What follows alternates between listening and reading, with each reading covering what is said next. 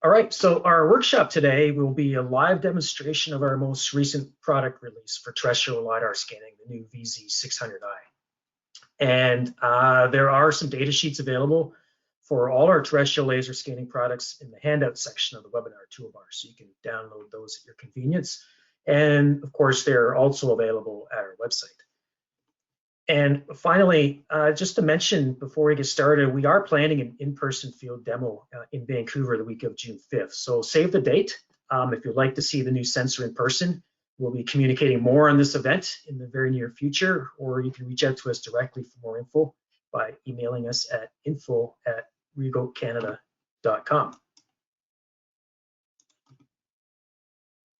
So RIEGL has over 45 years of experience in the design, manufacture, support of high precision 3D laser scanners, and we have products and solutions in many market verticals. And so whether it's engineering services and design, environmental monitoring, topographic mapping, or even topobathymetry, RIEGL has developed sensors to provide unprecedented detail and accuracy for 3D applications. For kinematic platforms, we have products that can be retrofitted to virtually any platform type, whether it be manned or unmanned aerial vehicles, automobiles, boats, ATVs, or even robots. We offer our 3D solutions in 3 different ways to the market. The first are as RIEGL produced turnkey solutions through our direct sales channels. These solutions include comprehensive training and everything required to install, plan, operate, process, and deliver 3D point clouds and georeferenced imagery. We also offer them as sensors or payloads via our reseller networks for your own custom integration with third-party software, flight management systems, and inertial solutions. And then finally, as OEM products to our integrators network for wholly supported turnkey solutions using your platform or vendor of choice. RIEGL has offices worldwide to address the ever-increasing demand for high-resolution, high-precision 3D data solutions. Our corporate office is actually located in Austria and also our production headquarters. Now, our Austrian facilities has recently expanded to almost 75,000 square feet of working space. We've added a brand new building to enable more vertically integrated business with many of its design and prototyping and manufacturing capabilities now wholly in-house. For example, we've implemented a fully robotic PCB manufacturing assembly line with the supporting QA/QC program, and this allows us to scale to much higher volume production runs of our many products and sensors, and also reduces our dependence on third-party suppliers and helps mitigate, where possible, supply chain demands. Now, we have also transitioned to a brand new facility in Winter Garden, Florida. This facility is RIEGL's North America headquarters, and it provides dedicated sales, training, repair, and support services for all our USA, Canada, Mexico, and Caribbean clients. It includes comprehensive training facilities, calibration fields, and of course, shipping and administration services, and a service repair depot. And as I mentioned at the start, our workshop focus today is on our VZ terrestrial product line for high precision tripod scanning. We have several products in this segment, including the VC400i, the longer range VC2000i, and they have gained a reputation for exceptional data quality over short and long distance alike. And the most recent addition to this product line is our new VZ600i terrestrial scanning system. So this is a ground up redesign. This new instrument really redefines what is possible with respect to TLS laser scanning productivity. And so over the next hour, we will walk you through the features and capabilities of this instrument and provide a live demonstration so you can experience the system firsthand from the comfort of your chair. And we'll start this off with a quick promotional video, and then I will pass things over to my colleague, Mr. Nguyen.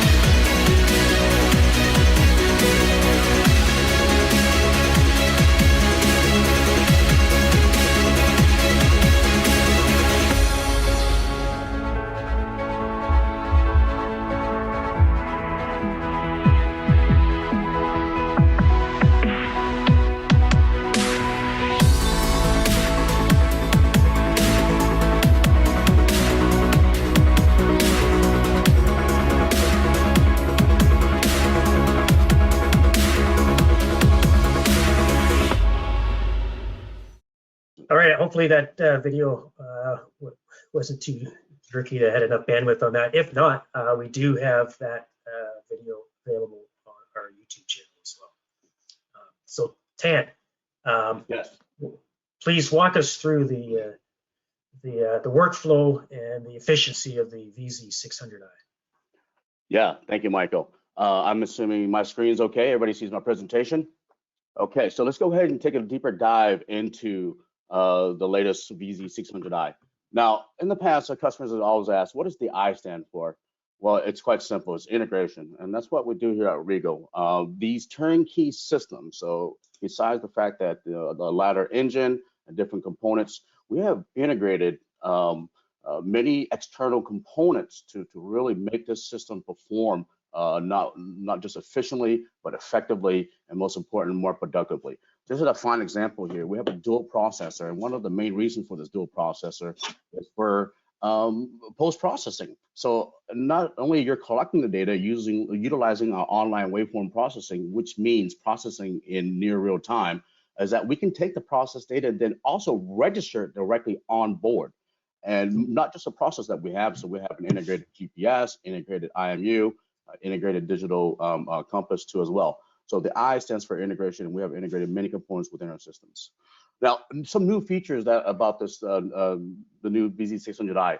One thing, historically, RIEGL has always integrated external cameras on all over the terrestrial scanners, started back in 1998. Now, with the latest generation, we've integrated 3 internal cameras, a bigger screen, and a hard button, so that sometimes the screen, you can't see the screen based on the glare, you could hit a hard button.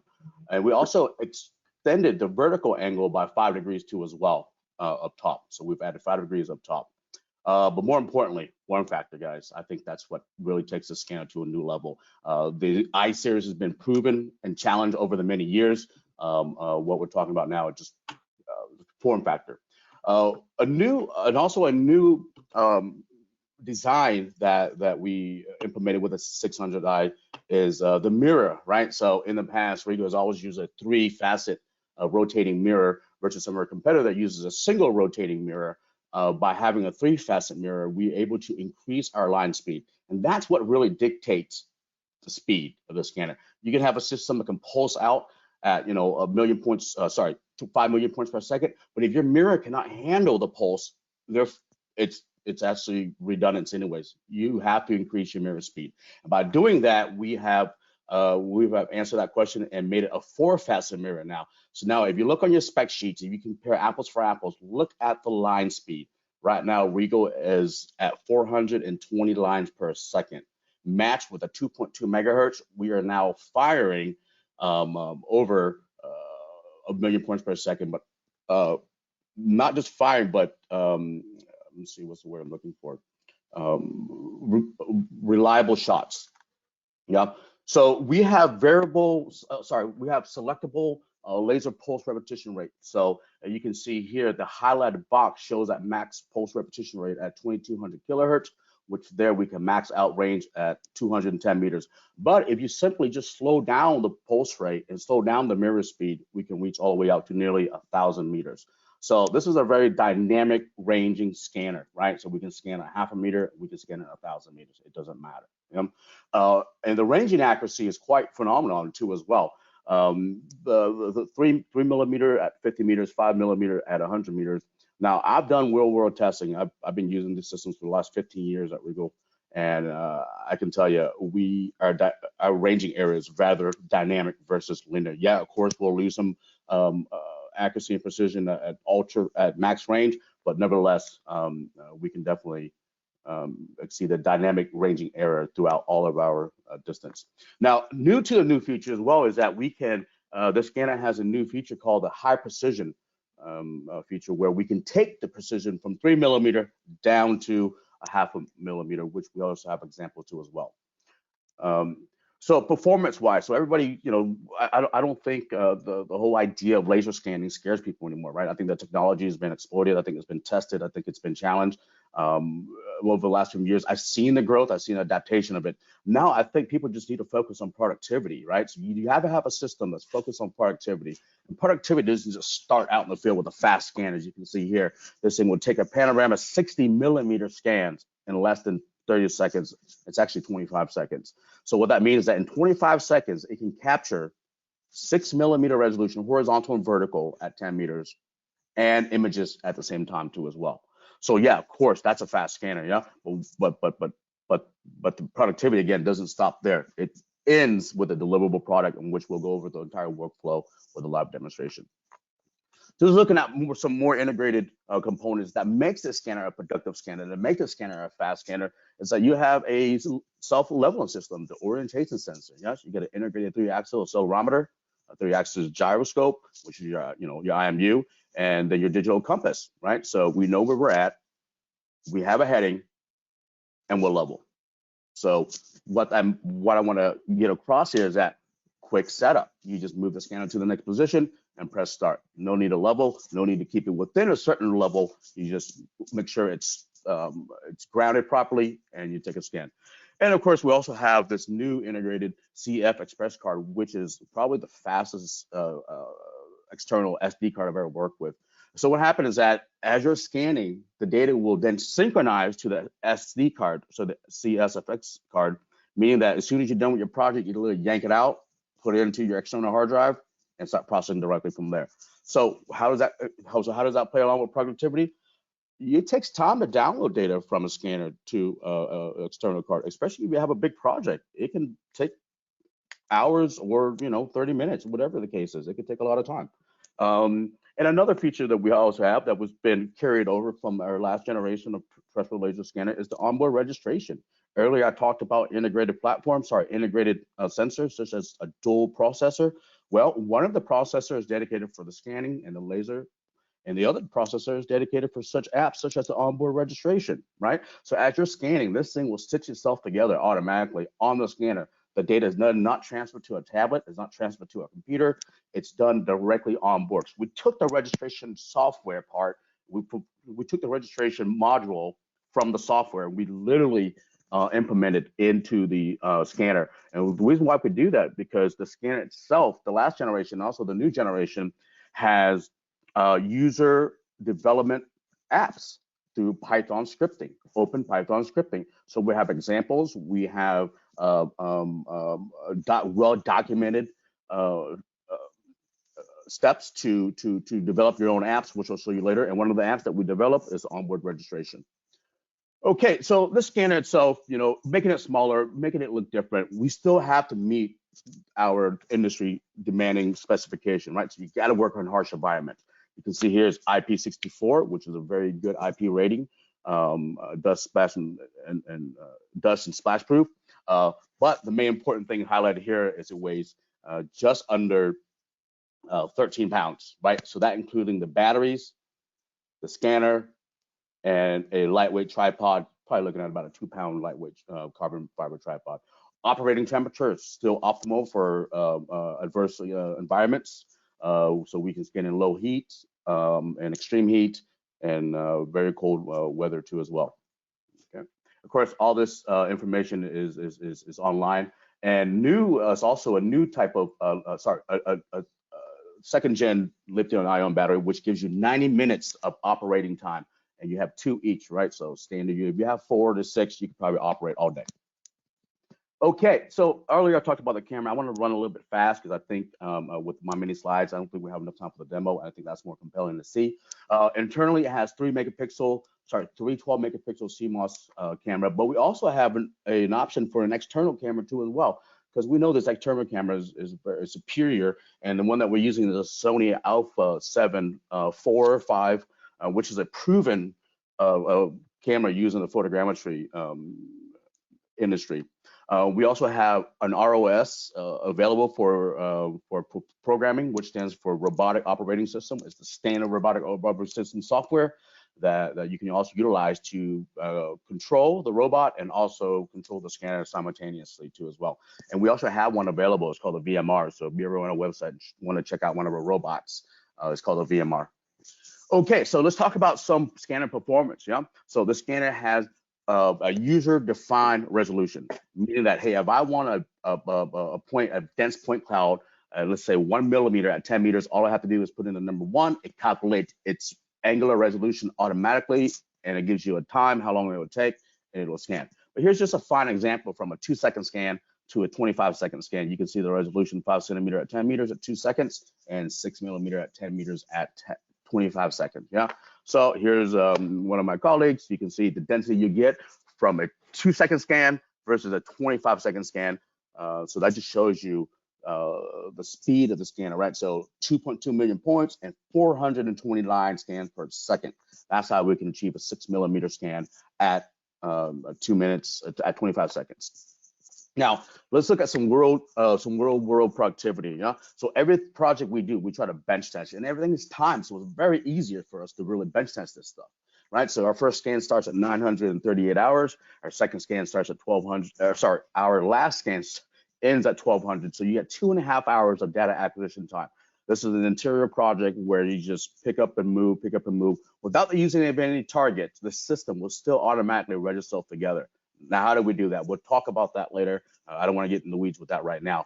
But based on this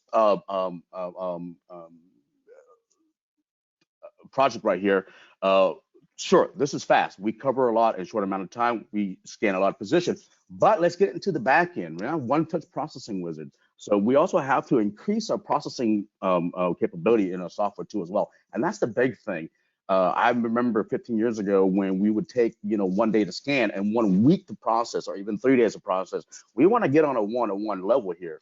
And that's why we came up with this one-touch processing. We try to take the user error out of it. So if you want to complete a task and process your point cloud, like for example, colorize the data, mark single points, mark dynamic objects just for moving objects, generate an octave point cloud, which normalizes the entire projects to your desired point spacing, automatic registration. You check off your task and then you just press start, and then later on when you come back. Let's look at the timing here, right? So if you look at the bottom right-hand corner of the summary, you can see 146 scan position is able to complete 2, 4, 6, 7 tasks within 4 hours, and that's giving you a deliverable product, removing all the noise, registering, finalizing the fine-tuning the registration, and then kicking out an LAS file within 5 hours on a project such size. 4 hours. Okay, and everything we do, we have a report. In fact, our full report consists of 34 pages of analytical data throughout the entire project, how well the project is lined down to server control, how well all the data is all registered together. Yep. Okay, I'm going to move on a little bit quicker because I think we're running out of time. Here, the high precision mode, I just want to cover real quick. Yeah, so we did 2 scans, one at a regular scan and a second one at a high precision scan. The scan is simple. I'll show you later. It has a literally high precision mode. You just click on it. Yeah, and the only thing that we're trading off here is time, right? So what happens is that we're sampling at a much higher rate. We're sampling at a much higher pool of data. So the selected area on the left-hand side is a regular scan, which I think 99% of your scans will be. It falls within one. You can see here sampling all this data in the red. The range precision is 1.2 millimeter. Going into the precision mode, you can see we did sub-millimeter, but of course we trade that off for time. So is it achievable? Absolutely yes. It just costs you a little bit of time. Now I can see this being used in substation, right? So if you're scanning a substation, if you need detail on the wires and on the conductors, on the isolators, yeah, you can just focus on an area of interest, go high precision mode, you get the detail and the quality and the accuracy of the precision for modeling and for other use cases. Okay, so we want to transition now. A new feature with the VZ400i is the mobile feature, right? So again, this is not something new. Mobile scanning is not something new. We perfected it with a full-blown mobile system. But now, with the terrestrial scanner, you can also benefit from the mobile LiDAR too as well. And the reason why we could do that, because what do we know? We have an RTK, right? So we have an internal and external RTK. We have a very high precision 3D laser scanner. we have, a relatively okay IMU. So what do we know? And the reason why we could do this effectively, because we know our strength and we know our weakness. What is our strength? We have a very high precision scanner. We have RTK. And what is a weakness? A weak is an IMU. So we have an internal IMU that's, it's not really high quality, but nevertheless, it's good enough to create a trajectory based on the RTK GPS timestamping. And then with the correction from the laser data, we can then get a very good registration point cloud. And I'll show you some example right here. And here are the apps. Here are some of the apps that you can develop on your own through Python scripting. Yeah, we can go over that later too as well. But yeah, this app here is a kinematic app where it tells you to start, stop, create your set your parameters and your attributes. So here's a great example. Yeah, so here's on the tripod, 315 scan position. This is roughly 1 kilometer. It took us what 7 hours to do. Yeah, so this is using a much the VZ 400i 2000i. It's not a 600i. So and then we did a stop and go where we put on a vehicle, we drove, and then put the car in park. So now reduce it down to 800 and 180 scan position in 4 hours. The reason why there's less scan position because the higher you go, the further you can move your scan positions apart, right? On a tripod, you probably move at 10 meters. On a car, you can move it much further, up to 20, 25 meters. So that's why you have less scan position. But putting it on a kinematic system, a vehicle, whether it's man-powered or machine or motor power, we did the job and scan the same exact area in 7 minutes. And here, look at some results. So here's our processing workflow. We can go into details about this. I think we're running out of time, so I probably won't. But it's pretty much straightforward and simple. We're not reinventing the whole kinematic processing. We're utilizing the same attributes and the same information, such as GPS, time, laser data, and IMU data, right? So we combine all that. But what makes us successful is that we then correct the trajectory by using the laser scanning data. And in the past, that's never been used before, right? So this is a new methodology for processing kinematic data, right? So the top view here, you can see is just a cross section of this building, right? It's right there, that building right there. And it's a top down view. You can see it's very clean. There's a little bit of noise because that hasn't been filtered or cleaned out yet. And of course, matching it with the LiDAR. So now overlay with the mobile data. This looks very messy. This is uncorrected kinematic data. But once corrected, you can see here, the results is very good, right? Here's some more examples. It can go vertical, it can scan vertical too as well, because the scan itself, it has 210 meters worth of range. Here's an example of the left-hand side is the traditional processing, and on the right-hand side is the traditional processing plus LiDAR trajectory processing. You can see we get a very good results. Yep. Okay, now let's go ahead and go for the live demonstration. I'm going to go ahead and just call my colleague and tell her to get it going. She's going to be outside, and all she's going to do is just push the scanner around. So what's happening here is that the reason why we can remote control it, and we also have our own app too as well, which I will open up right now. Here we go. So this app can be installed on an Android, pretty much any mobile device. I have it installed on my computer. Hey, but please let me know when you have the system booted up and connected to the hotspot so that I can see it in here, okay? And I'll have this phone open. Thanks. Yep, so this app can be installed on any device, and we can control it anywhere in the world. So for example, you can see here there's a local access and there's a remote access. The local access allows you to communicate directly. So if you're like next to it and stuff, you can communicate directly. Or the remote access, which we're doing today, is that we can, once the scanner is put online through a hotspot, we can operate the system directly from our desk, right? We just have to have a robot or a mule out in the field, I guess. But yeah, it's quite neat. So let me just check on her real quick. Yeah, so the scanner right now, it's on this tripod as you see here, but instead of him carrying it around on this picture, I have it mounted on wheels.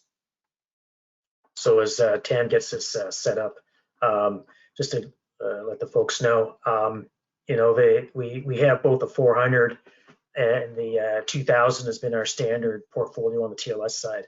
So those products still are sold, and the 600 is just a new addition to that product portfolio. And so ultimately, we'll be transitioning some of these other models into the new platform. But for now, just so you know, the majority of the accuracy and precision that's available through the 600i is also available with the 400 and the 2000i.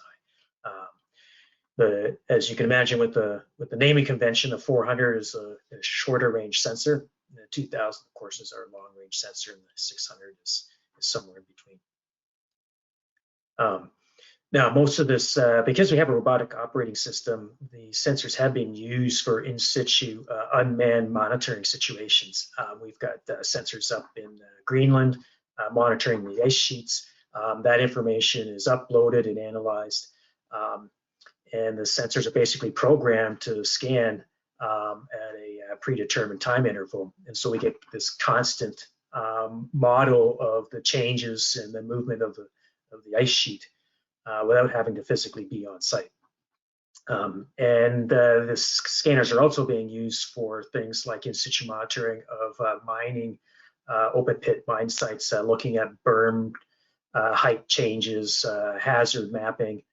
And so as those berms may degrade or move or weather, then there are apps that have been created that allow and alert the administration staff to see if there's any problems or hazards for the drivers within the mines, that sort of thing. So a lot of interesting new applications with the robotic operating system associated with the VZ series.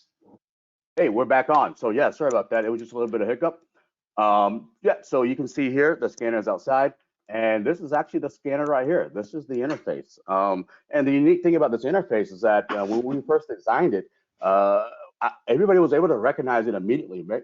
Why? Because it looks like a phone. It looks like these are apps, and everybody's, when they hold their phone, they see apps, they know where to go. So it's a very, very good design. So we didn't change the design at all. We carried it directly over to the VZ600i, which is a good thing because customers that want to jump over to the 600i, it requires very, very minimum training, and 100% of the time we could do it directly online. So very efficient design. Okay.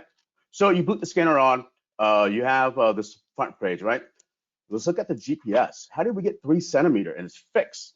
Because we have an RTK on top of the scanner. The scanner has its own RTK, and we're getting correction from a VRS network right now. You can see that's why we're fixed. Okay. All right, let's get going. I want to first just hit the button go, create a new project, new. And I'm just going to say today's date. By default, CanX 2023. It's just that simple. Apply. You got scan position 1, and go ahead and take your first scan. Oh, before you do that, let's look at the camera, right? So we have full capability to adjust the camera too as well. I know it's a beautiful day here in Florida, so I don't think my iOS needs to be high. I turn down my ISO. Exposure time, yeah, that's a little bit slow for a bright day. I'll go ahead and make it faster. And then when you think you can always capture your take a test shot, and you can see your data immediately. Certainly not a cloudy day, so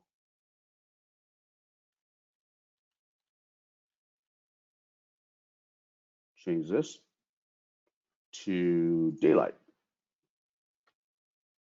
There we go. All right, I think we should be good. Go ahead and just take a scan because I know I don't want to run out of time. Yeah, so you hit your first scan position, boom. And this is what the scanner is doing right now live. In fact, if you were to download the app, I can give you the username and password. You can then just also do it yourself too as well. So Tan, this is collecting LiDAR and imagery simultaneously through one rotation. That's correct. Mm-hmm.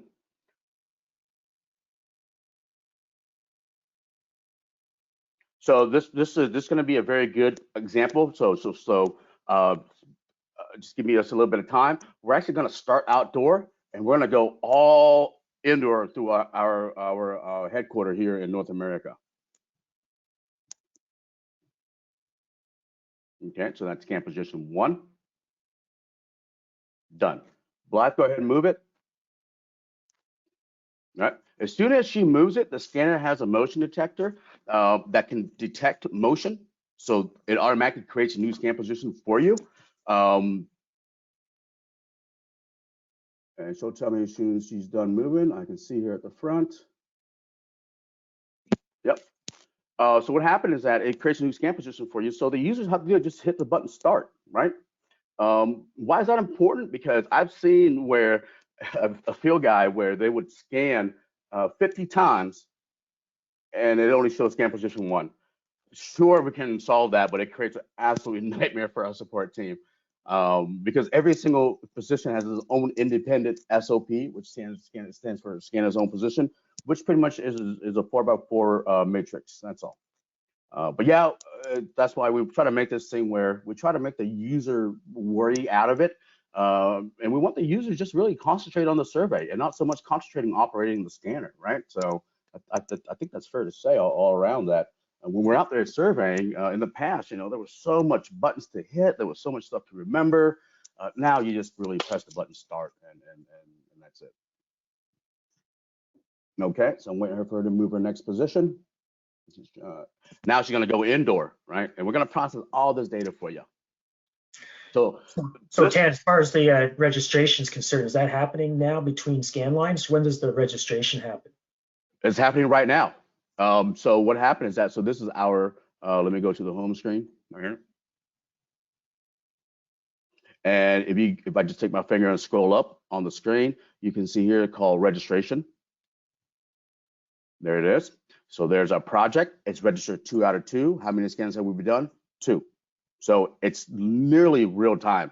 In fact, it's quite impressive. By the time when you get going, if you're on 50, it's at 49. Okay. So let's go ahead and start another scan. And the scanner, when it scans, it's not biased. It picks up every attribute: intensity, reflectance, amplitude, RGB from the camera, and we don't have to sacrifice anything as far as time-wise, right? It's shooting out 210 meters based on this pulse repetition rate. It's just picking up the imagery from the internal camera. I have heard of also development forward too as well, and since this thing has such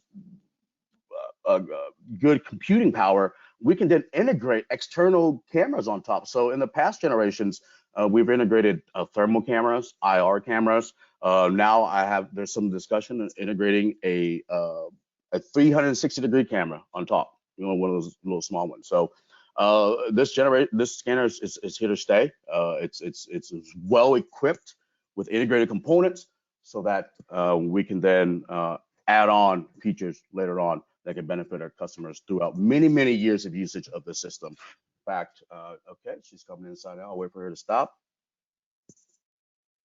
Okay, I'm going to do it. Yep, so we are at scan number 4.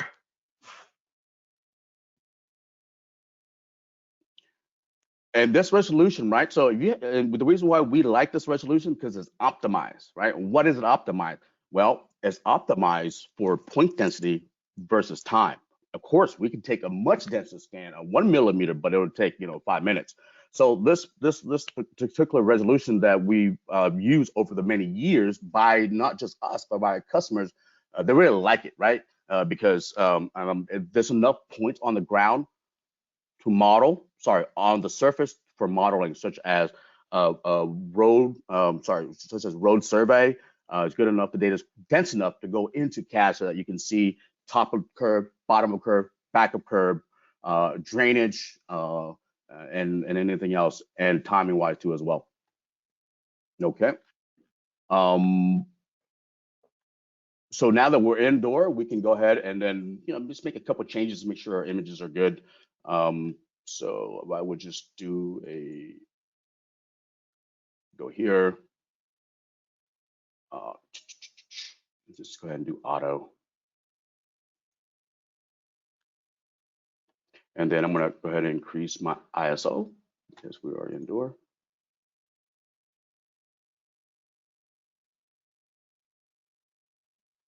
I think that's okay. Oh, one more thing, sorry. And another advantage that the reason why what I'm doing here, it's for support. So if you're out in the field, and if you're a field guy, it's getting stuck or get into an issue with the scanner, we can log on to it and troubleshoot it from a distance. So that's a big advantage for a customer by having this thing online. Okay, go ahead, and we're going to do our 5th scan. Yeah, as we're waiting, you see here is already register all the data already. We also have an app that you can take a picture with your camera and it'll come up with an RFQ code, and it'll display a top view of the areas that you've covered. Again, that's just another app written in Python from our colleagues.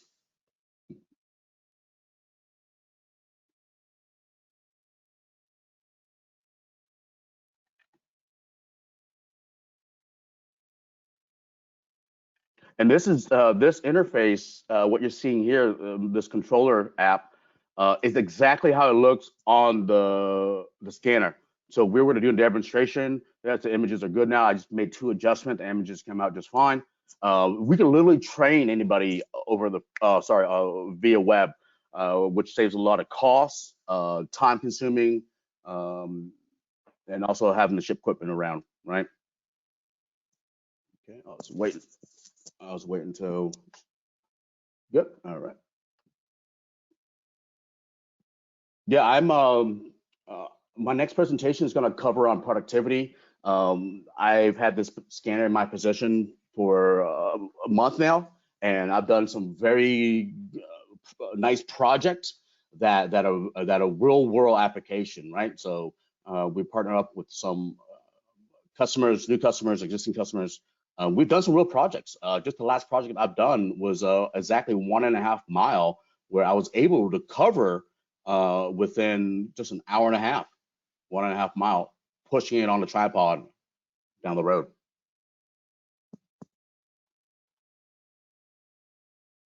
Okay, and I think we just have 1 or 2 more, and that's it. All right. So before I do that, there we go. I'm going to go ahead and go to the home key. And all I have to do is scroll up. And there's something called a syncing app, right? So this allows us to, as we're collecting data, it'll sync data directly to that memory card. So by the time we're done, we're just yanking that thing out. And as this thing is processing, for example,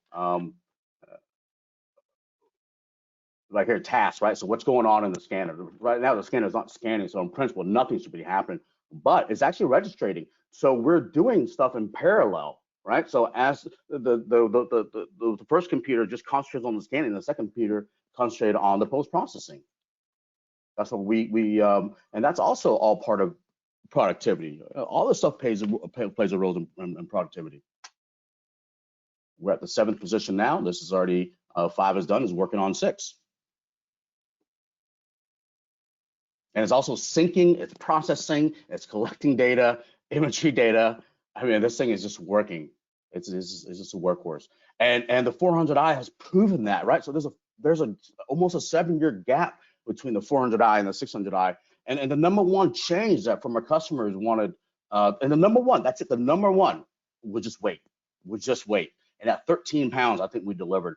And we literally kept the same the same architect, the same design, the same internal processing workflow carried over just to a smaller body, a lighter body. Yep, and that's it. All right, just one more. Blythe, I think this last one should be good. So let me know.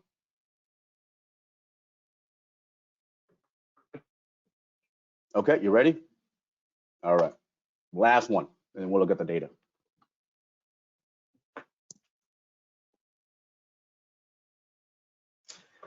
So Tan, what are your thoughts on the file size then for this? I'm assuming you're doing the, this isn't the 6mm scans, are they? This is the coarser resolution? They are the 6mm.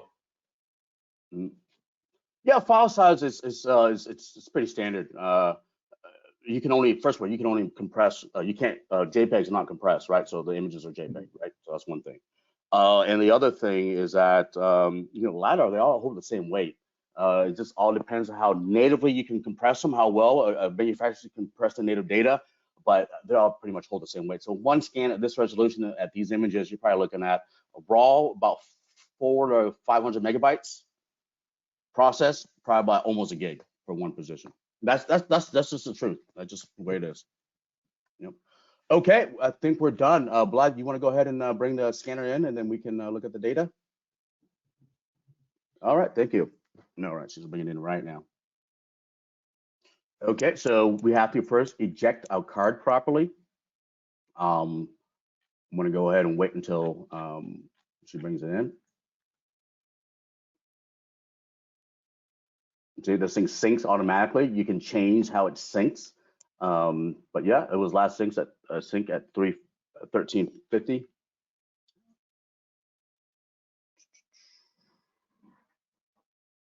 All right. And we'll just wait on this last position to finish. Okay, so it's 7 out of 8. Thank you very much. All right. Now I'm going to go ahead and take it off the tripod. I'm going to show you the form factor. I think it's pretty compelling to see if you haven't seen one of these things before.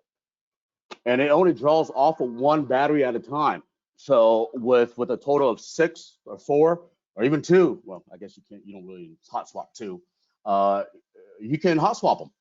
So you can just continue working all day. Okay, I'm going to go ahead and eject the card and look at some data. Just want to make sure it's all synced. No tasks is running. And here is the app that you can take a screenshot with RQ, and it'll show you your top view. But let's go ahead and look at the data. Eject. Perfect. And then we just go to the housing. It's right in there too as well. Set the scanner aside, take the card. Okay.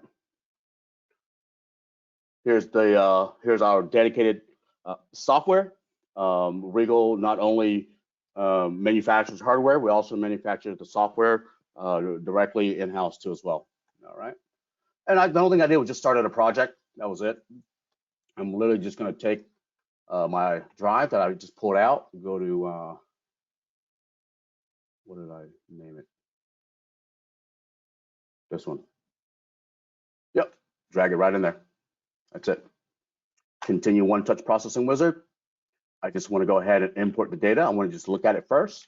And then once I verify the data is good to go, now I have to start running my different tasks. You see the number 9 right there? It's because the scanner detects movement when my colleague moved it inside. So it automatically created a new scan position for you, but there's no data there. I just tell the customer to always just delete the last file. But if you can see each scan position has a little globe and a tiny check mark next to it, it means it's registered. That means it's good to go. And for some reason, if something went wrong in the field where it doesn't have a globe next to it, you can just simply highlight it and then go to the registration app right there, automatic registration too, and it will then finish the registration in the software. So if the registration process doesn't get completed during your collection, for whatever reason the system's turned off, then you can pick that back up when you transfer the data from the card on the GUI. Absolutely, absolutely. And it's also, let's say you have a project where you couldn't finish in one day. Tomorrow you turn the scanner on, go to the exact position, and then just finish the project, and then get the data and bring it into the same project that you had processed yesterday. And it knows that, hey, scan position 1 through 8 is already in, 9 through 25, hasn't. So it only brings in 9 through 25. There's an error right here, right? You see there? It's not really an error. It just gave me an exclamation mark because there's no data. Okay, so I'm just going to go ahead and just delete that. There we go. Here's our report. Everything is a success. Let's move on. All right. Now let's just look at the data. Again, this is directly from the scanner to the software. What you see now is a registered point cloud, registered project. So that's the top view that we're seeing. Looks like that's correct. Bottom. Yep. This is the top view. Right now I have viewed in an X-ray view. Yep, there's gonna be a lot of noise, but this is unfiltered. And here's the, due to the respect of my colleagues, I'm not gonna show too much on the bottom. I'm just gonna show you a lot of stuff up top. We have some drones hanging up in the lobby. This is actually the lobby of our headquarters. Here we have open space, we have upper deck. Of course, this is just a false color. We can view it in black and white. Or if sometimes it's more compelling to see, you can see it in skeleton view. So if you do this, this is great for indoor BIM projects. Ken, is there what about the RGB information? When does that get applied? Yeah, so that gets applied in the one-touch processing wizard. So I just want to show you one more thing, and then I'm going to run a couple of tasks, and then we'll look at the final results. Okay, so now let's take a look at the data. So we went from field to RIEGL Pro. So you can see importing the data, just 8 scan position took less than a minute to do it. And the data acquisition was 25-second scan, and we did a total of 8 scan. Then including moving time, you can safely say we acquired the data in 10 minutes, brought the data into the software, which took another minute. So just around 10 minutes, we can then go ahead and look at the data immediately. So before we move along with the data, post-processing, like introducing some filters for points that are flying off of edges, and then noise, we can first want to check the data, right? So look at the simple quality of the onboard registration. So you simply select all your scan files right there. You just drag it in. Sometimes it's a little bit more compelling to see if you put it in individual color. So for example, if I can just start with a false colors, again, the scanner doesn't have RGB values yet, but we can apply that in a little bit. But the second step into processing the data, we first want to look at it, right? So I like to view this into like a single color mode, which separates each scan position accordingly to where the scan position, where the data was taken at. So we want to make it into orthogonal view, and we're just going to do a quick section in the parking lot, right? So you just select an area that has multiple colors overlap, so that you can then see. Change my selection mode. There we go. Just a little small strip. So this will give you an idea on the vertical registration, right? So if you select planes on the ground, you can then look at the vertical. And if you select planes on the building, you can then look at the horizontal. So I'm just going to play display. So you can see here, there's 2 colors. So that means that it's taken from 2 positions. Just the onboard registration now, I'm going to make sure my units are in meters real quick. And we can go back from units anytime, right? So if you're working in imperial unit versus metrics, you can switch back and forth. Yeah, but just the 2 data sets together, just doing a quick cross section without doing any kind of filtering, you can see we're less than 5 millimeter, right? So that's 0, that's 0.005, so that's 5 millimeter. You can see the data registration is very, very tight. Let's go ahead and go to the further end of each, right? So sometimes you have separation where it's good in the middle, and then it then separates at the end. That means you have a tilt error, right? So whether it's in the row or pitch, that's where you would see where data is good in the middle and then separated outside.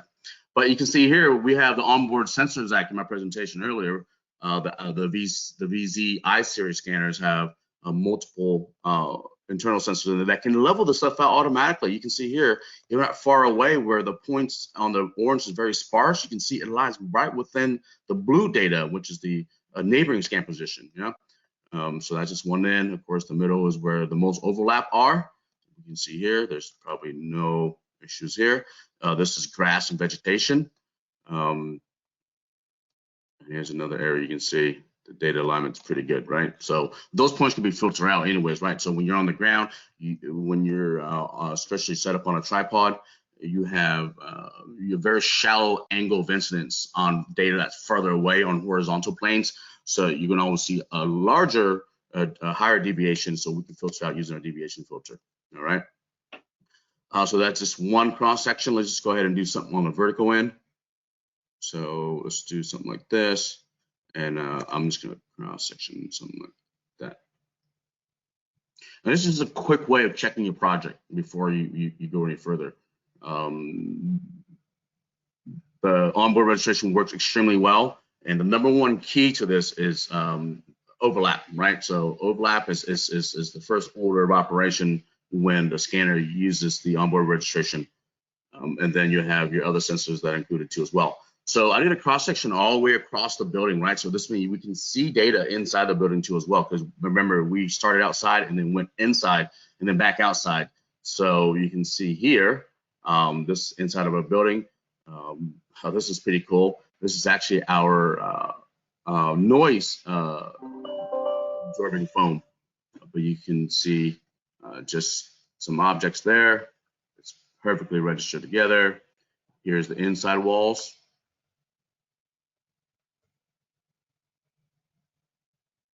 Make this free navigation. Tilt a little bit. Okay. Now this separation here, you can see there is some, right? But let's just look at the measure value real quick.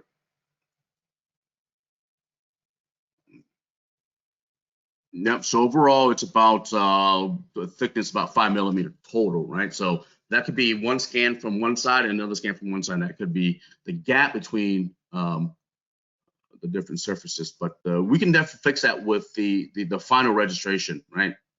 So again, this is just you can simply call it a course registration. All right. So everything looks really good. So once you have you verify that your data is perfectly aligned, you just run to the last step, and this last step is quite it's quite good. We call it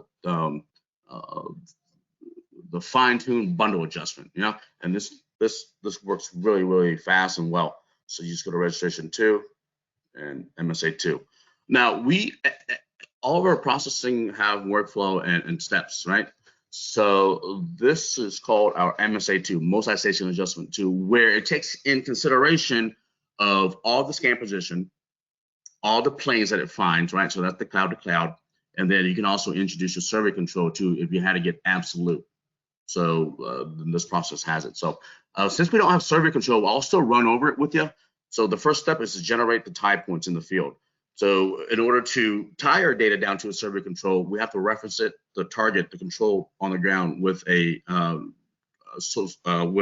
retroreflective targets. And by referencing that, we can then apply the offset height to the CSV control file and then import it into our software for the registrations. Yeah, so the first step is just generate the tie points, which is the targets at the field. The next step is to import our survey control. So our survey control should always be in a CSV format. So let me just give you a quick example so that all the stuff is important when it comes on the registration. So I'll just quick example real quick. Yep. So once the control file is imported into the software, you just hit OK, and then it'll populate the list of controls. And then the next step is to find the links, right? So then you find the links between your scan targets versus your control file, and then you have the results down here. And then you automatically just go straight to step number 5. I don't ever check step number 4. It's just a quick 3D inspection. You can. But after you run the find links, you then want to then execute the block adjustment, which is this is really good to see because it tells you where you are, right? So just whether you're using a GPS or corrected GPS RTK, it would then do a block transformation, right? So rotation and translation. So your block transformation is your XYZ value, which is going to be the delta between where you were at versus down in control. And the next one is going to be your translation, which is just your roll pitch yaw, which in this case, the values should be very small because internally the scanner collects the data and applies the roll pitch value to it from the IMU data, which then, in another word, self-leveling, right? So that should be really small. And then you just go straight to number 5. Now, if you didn't have survey control, you can automatically just go straight to number 5, just like what we're doing now. So we're using like GPS, right? So if you're using like GNSS data, you would then want to ask yourself, is it RTK corrected or if it's not, right? So if it is RTK corrected, then you want to go ahead and utilize all GNSS data. But since today's demo was not utilized in RTK, we want to remove outliers, right? So when we go outside, let's say we have 2 meters worth of error. Then when we go inside where we have GPS denied, those can be considered outliers, whether, you know, it's 5 meters or 10 meters or 20 meters, whatever it could be. Trust GNSS high if you want to, if you're using RTK, corrected GPS, low if you're not. And then since we're going to go outdoor, indoor, if you're going to go outdoor, always start with outdoor. These parameters are almost similar for outdoor and indoor, especially urban. And the really big difference between all these are search parameters and deviations, right? So, for example, if we're in a non-urban environment, which would be like your forestry and stuff, you would then select with the non-urban parameter settings, the search radius will be much shorter, and the deviation high, acceptance deviation high, will be much higher. Yeah, because if you look at a tree and vegetated area like a forest, you really don't have good plains if you were in an urban area, right? So that's easily explanatory. And then we also have different parameters for indoor, outdoor. Indoor small and indoor large, right? Same thing. You just search larger voxels farther away. And then of course you can also do your custom setting too as well. But a lot of times, if you're picking the right scene scenario, voxel size, it works really well. Gap closure, this value is typically small because this has to do with our initial registration and also our control registration as well. You can see earlier when I did some cross sections on the planes, you didn't really see much separation at all, so you want to keep this a small value, right? Matching planes, this should also be planes to planes, and if only you're in a non-urban environment like a forestry, then you select points to planes, right? Again, it has to do with just search radius and voxel size and acceptance of deviation errors. Okay, and then adjustment effort, standard, report, always full, and then here we go. We then just start this. What this does is that based on my parameter settings, based on my settings, what happened is that it's adjusting the entire project as a whole. So in the automatic registration where it's just the cloud to cloud, what it does it in a numbering format where scan position 2 is registered to 1, scan position 3 is registered to 2, scan position 4 is registered to 3, and so on.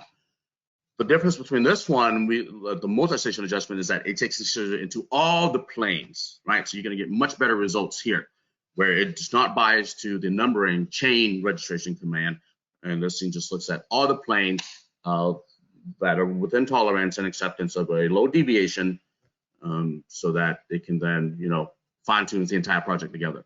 Now, if you had control, what happens is that it will put a higher weight on the control 2 as well.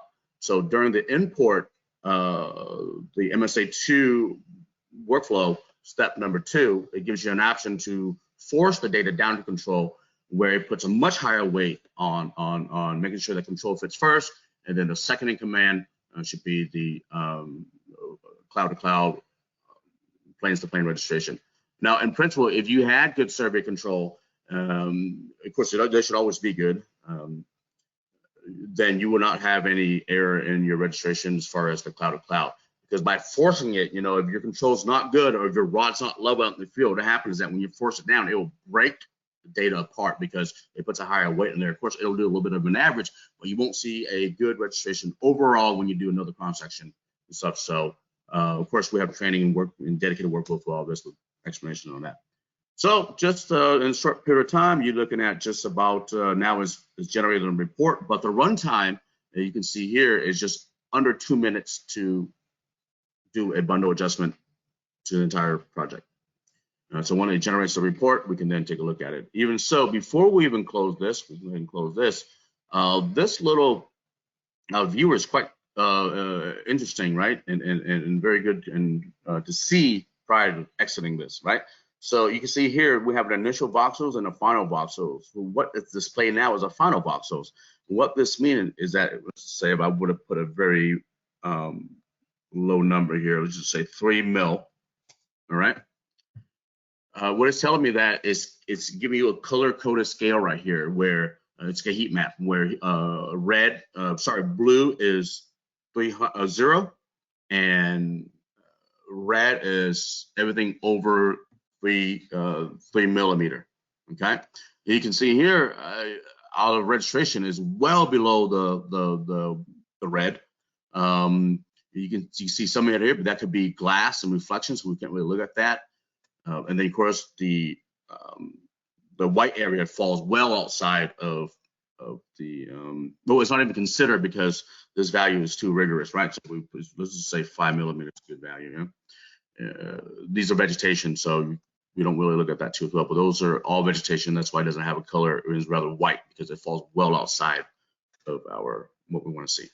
Okay, so we know that's good. And the last thing we want to do is just go ahead and just bring in our data again, and we just do just a couple more cross section, but overall it should be really good. And then we just move on to our post processing, which will have the results here. We'll do here shortly. So I'll just for time's sake, I'll just do one cross section. So let's do something like that. Let's just do. I'll do an interesting one where do it diagonally, where it gets inside, outside, front, and everything.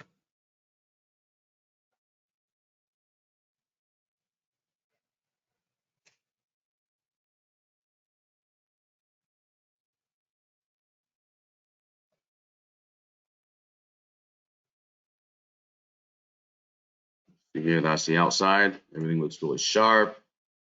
Make this multiple colors. There you go. Corners are really good to look at because you can see, you know, if you had an anomaly in your registration, you would immediately see it with a corner. You can see it from, you can analyze it from different side of the building too as well.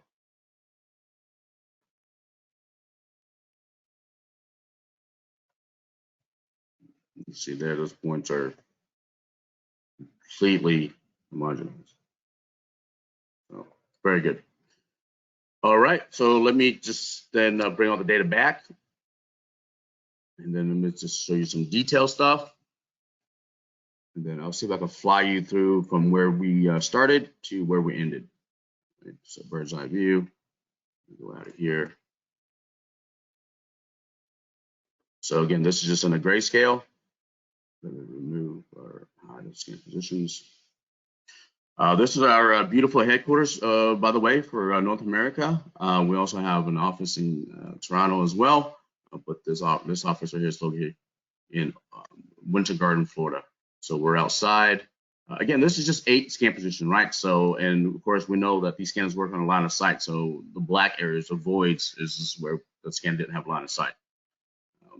And this is a cool view too as well. So if you're looking at structure, right, I always like to use an X-ray view so that you can get the inside of your building just from an outside perspective, right? You can see inside of the building. And the X-ray was pretty neat. It's simple, just display the edges of objects, and that's about it. You can also change the different color view too as well. Again, these are all false color. You can change the background where you can really make this data pop. Great for presentation. You can see here, these are our lighting cubes. And those are our noise damper because the opening is material in there echoes really loud. So let me just change the view type that I like. Again, these are all custom, right? There you go, just going on the inside. Here's some of our unmanned system from our partners, from integration partners. These are the systems to house our unmanned system. And then going further in.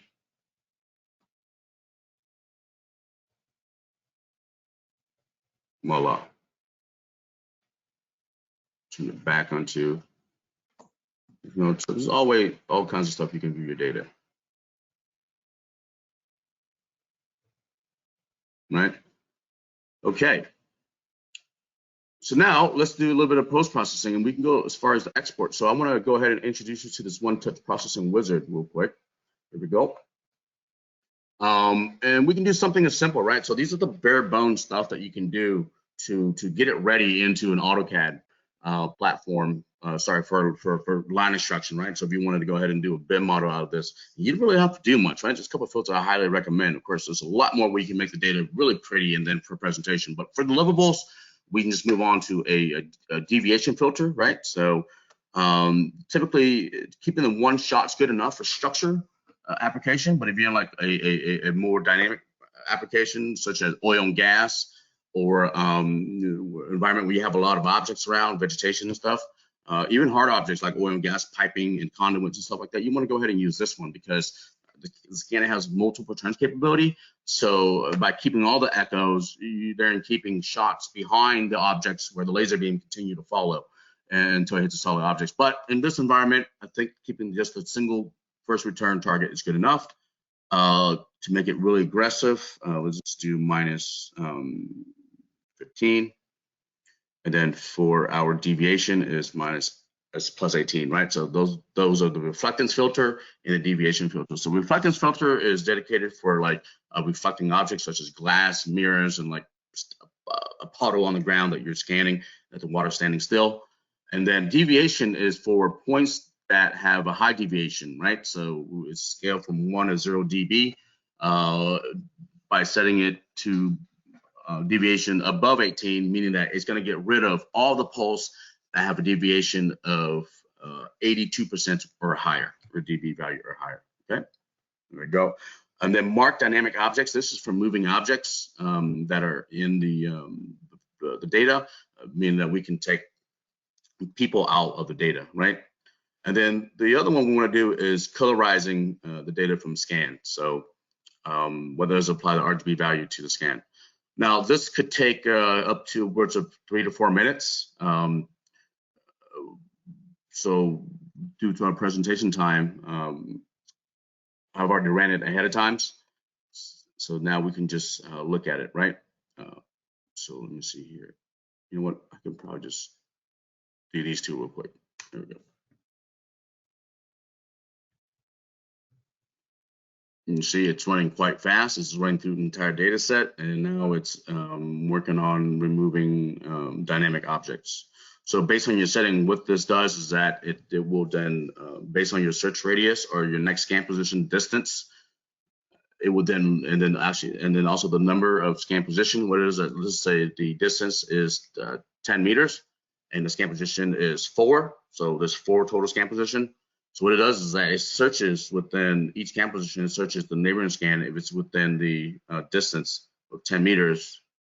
And then it will look at all the overlapping surfaces from those 4 scan positions. And whatever is not overlapping, it's removed, right? Which is pretty straightforward way to remove objects, and a very good dynamic way to move objects too as well. I remember these type of filtering tools in the past where whether it's from our competitors or somebody, you would have to take 2 scans, right? So taking 2 scans obviously can distinguish between moving objects, because all it does is compares the first scan data to the second scan data, and whatever is not the same, it then removes it. Well, I mean, yeah, sure, we can do that too, but that costs time in the field. So now, you know, if you wanted to remove all moving objects, you would have to take 2 scans from every scan positions, right? So that would double up the workflow, double up the time of data acquisition. By using this dynamic, it then uses, like I said, data from different scan positions, comparing it all together, and whatever is not common and overlap, that's removed, which is, I think it's a very good way, a more efficient way of doing it, right? But we can go as far as exporting the data, right? So we wanted to check task number 16. We can then export it into LES, E57, LAZ, and so on, even PTS, PTX too as well. But the whole message here is that this one touch processing wizard allows the user to kind of like forget about, you know, the idea of post processing, where they can just check these tasks and automatically it would then perform those tasks for you. Even goes as far as, like I said, exporting the data, colorizing the data, removing dynamic objects, and generating an octree filter. This is a really neat task too as well, because what it does is that it will combine all the data together, and then as the user, he can then set the resolution for the project, and then it then merges all the data together, remove overlapping points, redundant points, and then gives you a systematic point spacing or systematic resolution throughout the entire project, right? So whatever you want to put it to be, like one centimeter, half a centimeter, and so on. Yep, and then you can export that as an LES or whatever format you desire. Yep. Even goes creating a 3D view, creating ortho plots, exporting to our right panel viewer. So right panel is our viewer. And then even exporting the images individually too, as a panorama or as a single scan positions, and then making a video rendering. So if you're interested in this, we have a great announcement at the end here that you can possibly get your hands on this too as well, and it'll be based in Canada. So my colleague Michael Sitar will talk a little bit about that at the end. But just bear with me, we're almost done. Once this test is done, we'll look at the data. Okay. And the point of this is that you can check as many tasks as you want, and it's kind of like just go get your coffee, your snack, and come back in a period of time, and should all be done. So run those two tests. So everything we do has a report, right? And the report can always consist of time. Everything's time stamped, right? So these two tasks took us 3 minutes and 44 seconds to produce the final results. So we'll go ahead and close this. We don't need to look at that anymore. We don't need to look at this anymore. And the last thing I want to do is colorize the data, right? So I kind of like to do from here because I think it's a little bit quicker. Color from images. There we go. And hit OK. So now it's applying the RGB values to the data. So now that we can view it in real time. And now with the internal camera, in the past we've always integrated external camera. We do have an external camera for the system too as well. Which I do recommend if you are doing BIM stuff, structural stuff, indoor scanning. I do recommend the external camera option, which is the Sony AR7 4 or 5 series. And I think we use a 10mm fixed prime lens with that too as well. And that will also snap the images at the same time as the scan, but instead of having 32 images for each scan position, you will only have just around approximately 8 to 10 with a 25% overlap on the images. And believe me, those images are very superior, and they're very clear. And when you colorize the data, it looks very nice. So before we look at the data, let me go ahead and colorize it real quick. Although there's a task here, I like to do it directly from the scan position. And it does not take long at all. So we select images. Of course, the image is selected automatically for you. Okay. And just to give you a time on how fast it's done here. There we go. It's just preparing. And now it's applying the RGB values. So each scan position have a number of images, right? So approximately 32. And the reason why there's so many because the scanner has 3 internal cameras, one facing upwards, one facing horizontal and perpendicular, and the other one facing down to accommodate the 105 degrees vertical view range. And the reason why there's also a bunch of small images too as well is because the internal sensors can only be so big, right? So we use a 12 megapixel CMOS sensor in there.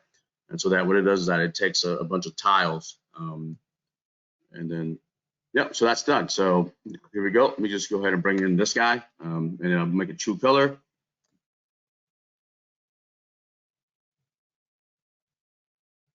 Let's go ahead and go inside.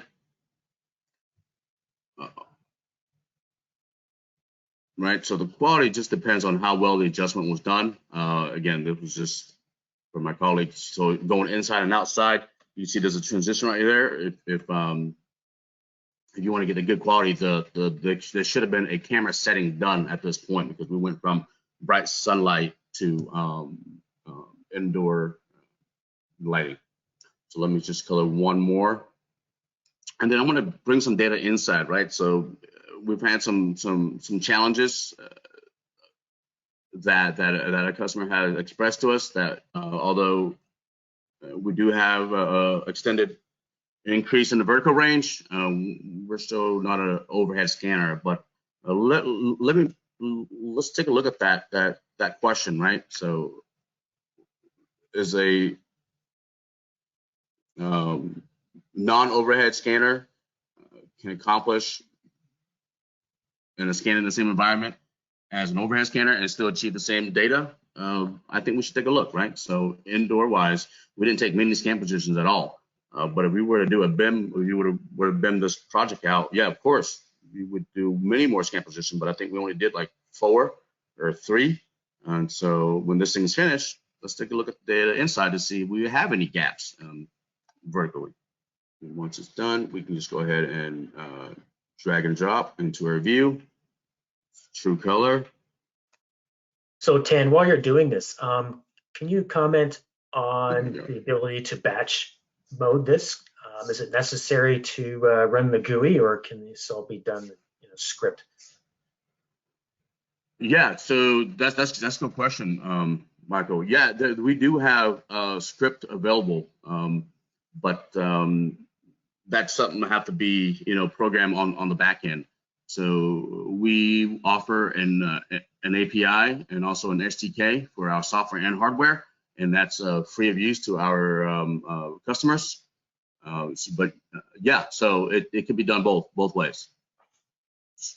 Yeah, and I can see that being a good way to process data on a large project, right? So when you're doing big BIM projects or doing big oil and gas plants, sometimes batch processing through a GUI scripting could be advantageous. But you can see here, there's no blind spot, right? So yeah, even though that looks like a big circle, but once I combine the data together and create an octree, if you want, we can also do that too as well. Let me just colorize the last scan position. Then we can eliminate this dark shadow of the overhead, but you can see there's actually data there. So it's just colorized differently, that's all. Yep, so that shows you that there's no really gap at all. And just zooming in from the inside. And those are all line of sight, right? So we can't see that. We just had to move the scanner around much more. Again, this is just a quick demo from start to finish.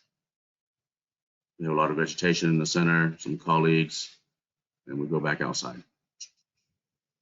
So Tan, Yeah. for those scanners that in fact have an overhead look, I guess that has an advantage if you're doing a single scan position.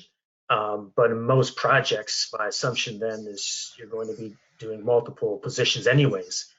So that feature isn't necessarily a specific advantage. I agree. And plus, having an overhead scanner actually takes longer for data acquisition time. And with an external camera, it's hard to even integrate external camera. Sorry, with an overhead scanner, it's almost impossible to integrate like third-party cameras for high-quality pictures and images. So yeah, but even without it, as you can see, it could clearly be done. But I'm gonna do my last task here. And we'll just do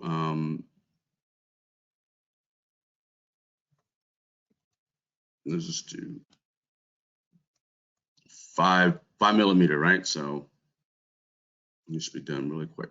5 millimeter, and this is generating an octree base point cloud. So this is when you combine all the data together, and based on the point radius of one point to another, either it will then remove redundant points, overlapping points, and then evenly distribute the point spacing to within 5 millimeter. Now, of course, areas that don't have data, our system does not do any interpolation, right? So it won't interpolate points there, but you can take it out and then put it into a meshing software. It will then cover those areas that are beyond line of sight from where the scanner was positioned. So, which is a good thing, right? So you don't want a point interpolation, right? So those points are not really collected from the scanner. It's just interpolated based on surrounding neighboring points. And then we'll then, if you want, we'll show you the last thing. Just export the data, and we should be done. That's pretty much our workflow from start to finish to get the data from the field to a ready CAD format, whether you go into MicroStation or Autodesk or even other third-party software that are available.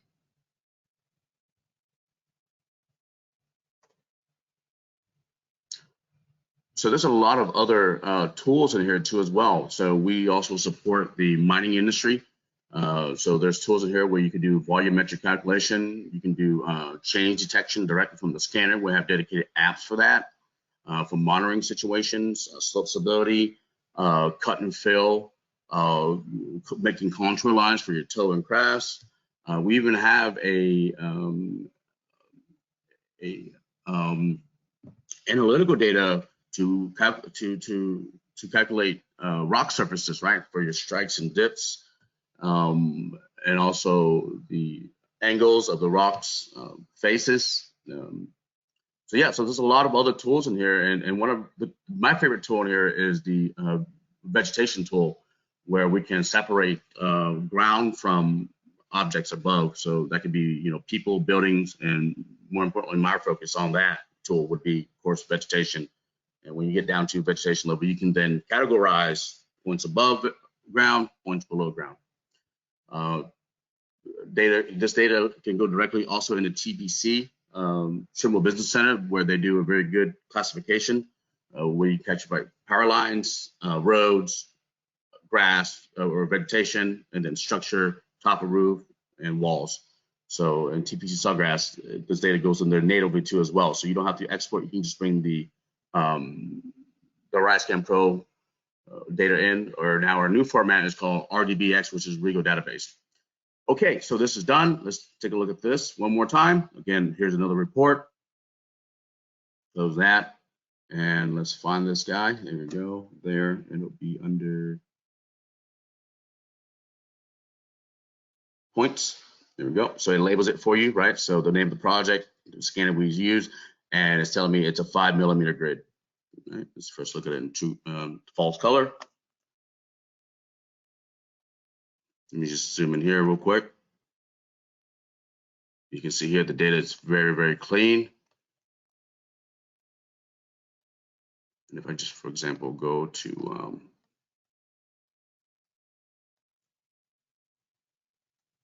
so this is a single point cloud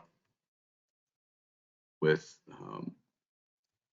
combined with all the data off tree filtered. You can see here, this building has a lot of glass, right? All the front is glass, this is glass, but you don't see much noise because that reflectance filter, deviation filter took care of all of it. And I didn't have to do any kind of manual stuff. So users out there understand that, yeah, this should look a lot more noisy because all this stuff is all glass, right? So you get a lot of reflectance, but you can see here the data looks very clean after you run an off-tree filter to it. Even from above, earlier in our data shows the big blind spot, right? The big hole. You don't see that now. So I'm going to switch it to color. Yeah, you don't see that now. It blends it right in. Here's the true color. All right, so once your data is good, we can then just close this. And the last step is just to export. And I'll show you how quickly this is done. So I can just open up my one-touch processing wizard, check this task right here, and then go to my setting wheel. I'm going to select all the data. Oop, I don't need this.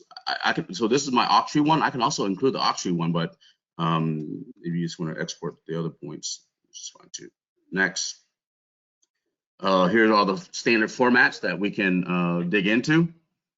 So we got, let's go ahead and go with LAS. If you're using the RIEGL I-Series, please always use 1.4, whether it's LAZ or LAS. And then coordinate reference system. So right now it's just arbitrary, something like project, but of course we can also make it down to state plane too as well by going directly through our Genesis Manager, which I didn't want to cover today because I thought it was just, I mean, there's nothing really going on behind that. It's just all the backseam behind WGS 84 coordinate system down to your state plane or UTM. It's automatic, so we'll cover that in another event perhaps. Combine the data or separate individually, and then keep uncolored points, right? So what this means is that when you colorize the data on any data sets, whether it's from RIEGL or any platform, there's always going to be hidden data behind there from different angles that the camera saw, which is the LiDAR system did not see. And especially on a RIEGL system, you'll have a lot of this because you have the multiple returns capability. So in vegetated area, that's why you see those halo white part behind the vegetation. And I've done a lot of projects with this new VZ600i, and everything I've done so far, whether a project consists of 100 scan position to 200 scan position or down to 50, everything's documented. So if you ever want to get because we want to bench test everything, right? Whether we're in the field or office time, we want to bench test everything because so going forward in the last couple of years, I've always tried to emphasize on productivity. And I think that's more important now these days versus actually doing the research on the scanner on its own, right? So all these scanners, they really produce the same accuracy and precision. So when you really want to look at these systems going forward, I highly recommend look at the productivity and just not how well it does in the field, but how well, you know, the data is processed too as well from start to end. With everything QA, QC, reports, level, and such like that. So also when the introduction to this VZ600i, we also introduced a new app and a new feature to our VZ I series. So customers that had the previous generation VZ400i can also benefit from it. And it's the mobile feature, right? So this system can be converted into a mobile feature without any other hardware components because the system itself has all the integrated components. And here are the three main important ones. You have your GNSS receiver, right? So that's your nav control. So we can get down to RTK level. And then once you get down to RTK level, you can then start collecting. And then internally, we have an IMU. And that IMU tracks your trajectory, right? So again, combined with raw GPS data and raw IMU data creates a trajectory, and then that trajectory information, all the GIS information, is then applied to the point cloud, and that's how it's then processed. So it took 2 minutes and 2 seconds, but more importantly, the mobile feature is processed directly in the same software too as well. So no other software is needed, no other hardware is needed. You can process the data directly into the RIEGL Pro. Now again, we're not replacing and advising customers to go out and buy a mobile system and consider the VZ600, 400i as a mobile system, but they should consider that system as a terrestrial system first with mobile capability. And with mobile capability, all the testing we've done, we're looking at an average of 20 miles per hour, doing asset management, doing GIS work, putting on a boat for a combination of hydrographic surveying, where you get the bottom of the water level, and then you get above the water level, producing a very comprehensive data set. Yeah, and also bridge inspection, right? You actually put this in a boat and then face this thing upwards and then scan underneath bridges too as well. And all this data can be combined with terrestrial data. So when you're collecting terrestrial data at an area, and if you want to scan it in a mobile fashion, as long as you have the sufficient overlap, we can actually combine the data set together to give you a very comprehensive data set. So yeah, we're very excited about it. In fact, the only thing that is required at the moment is that your scanner must have the RTK, the RIEGL RTK GNSS receiver, right? Right now, it does not support external GNSS receivers such as the Trimble or Topcon or any other brand. So only internal GNSS receiver, and then the kinematic processing license, and that's it. So it does not take much of an upgrade, and you can go ahead and do mobile feature. All right, so our data is done. Our data is export. I think we can end at that. In fact, let me go ahead and go into the project folder real quick. Give me a second here. Here we go. Export. There it is. So this data now can go directly into third-party CAD extraction software. So I'll end it with that. But before we let you go, we want to. I'm sorry, I apologize. Here we go. Yeah, thank you for your attention. Thanks, everyone. Thanks, Tan. I know this was a long workshop, but I think we covered all the main topics, and just shows how quickly and productive this sensor really is for virtually any application for a tripod scanner can come into play. RIEGL really focuses on high precision instrumentation, but of course high precision without sacrificing your valuable time. So combining productivity and efficiency with high precision into a single instrument. Just for your information, we are planning to have a road show. We do have, if you want to see this instrument in person, collecting some data, we'll actually be providing some lunch. We'll be in Vancouver. Please reach out to us for additional information on this event in June. And in fact, we'll actually include some complimentary software licenses where you can play with the data on your own. So we're excited for that.